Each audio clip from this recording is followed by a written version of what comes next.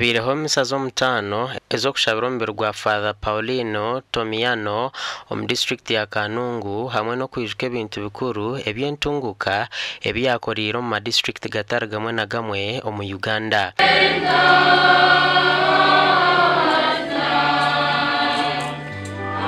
Misa yo kubanza ekorirwa hishomero rukuru erya government mu district ya Kanungu erya Bishop Combon College Kambuga erya atandikira hamusinje gwekerezia omwaka gwa 1982.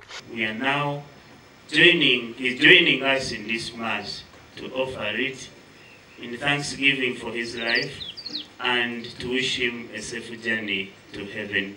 Minister w'enshonga za Kanyabwenje no Kaburihanga Dr. Chris Baryomunsi agambira har Father Tomaino nko muntu twire nayambaho government on projects z'entunguuka korabirombi yabire nakora on districts zitari zimwe na zimwe. The NRM party, which is the power, has 4 ideological pillars on which it bases its existence, and the third pillar is socio-economic transformation of society.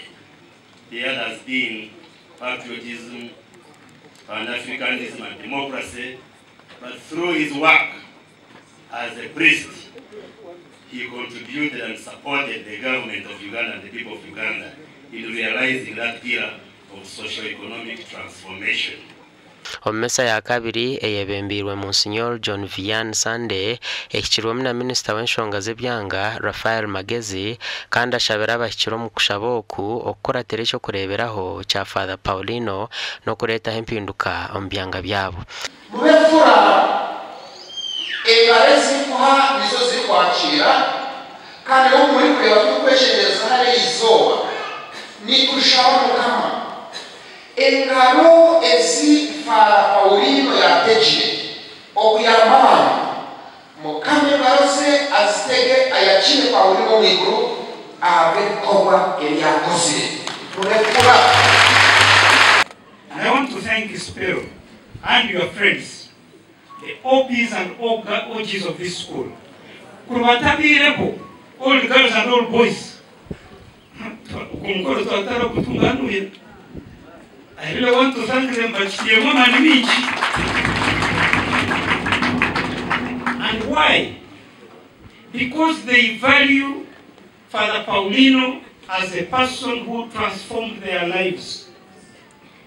And the only way to transform this society called Africa is education.